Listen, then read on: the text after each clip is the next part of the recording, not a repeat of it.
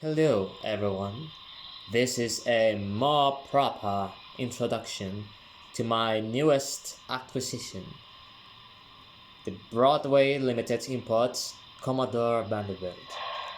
This is the disc driver version, which has the disc driving wheels and roller bearings, Timken roller bearings to be more specific. You can see here the region in the metal sheet effect on the side. It's called oil canning. Looks pretty cool. Now some people have argued the proportions here in the front are inaccurate, and I think I have a theory or an explanation for this.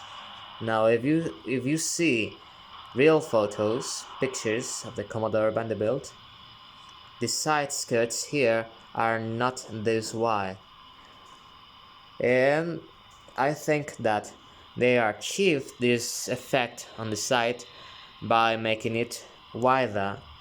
Therefore they had to kind of adjust the proportions to make the desired effect and sacrifice other measurements. But overall I think it's all pretty cool. It came out pretty nicely. This is a J1E Hudson of the New York Central. Here you can see 4 leading wheels, pilot wheels, 6 driving wheels, 79-inch driving wheels to be more specific, and 4 trailing wheels, which come with a booster. Now a booster is a device that allows the trailing truck to also have power, therefore helping the locomotive when it starts up and has to move around when leading heavy trains, because Hudsons were marvelous, flawless at high speeds, but they were bad starters, so a booster truck was a necessity.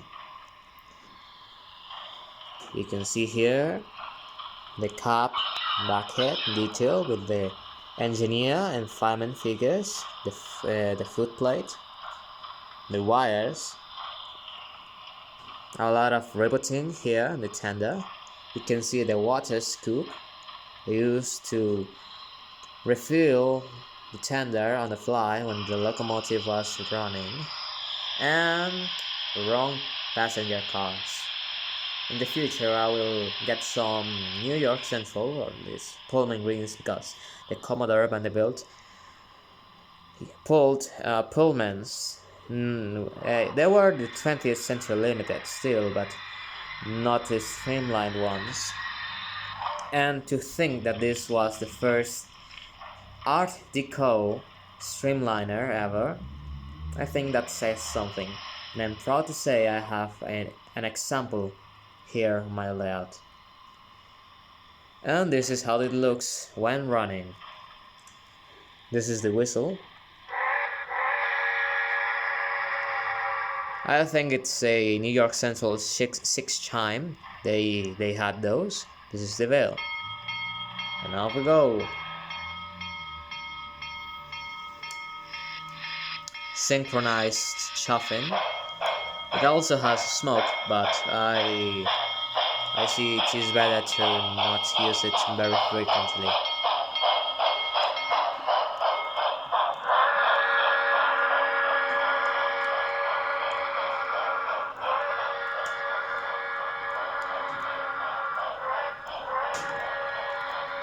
Let's give it a little bit more juice. Full steam ahead.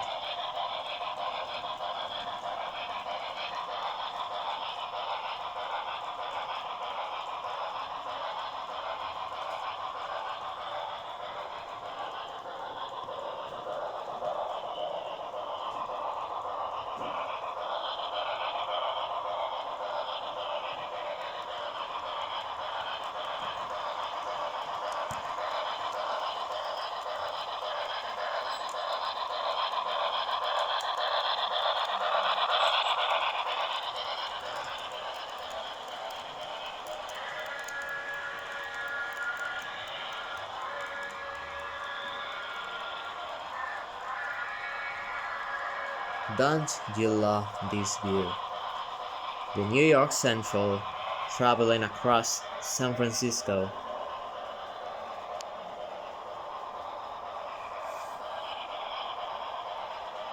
I sometimes like to imagine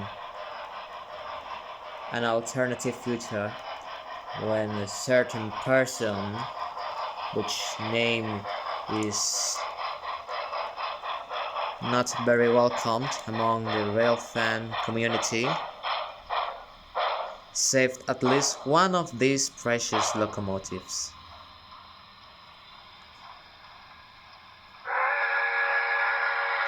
Nowadays, all we have is a tender.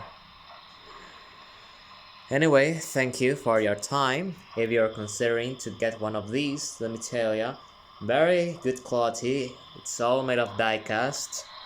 You get the accessories, a replacement truck for display, also the side skirts on the front.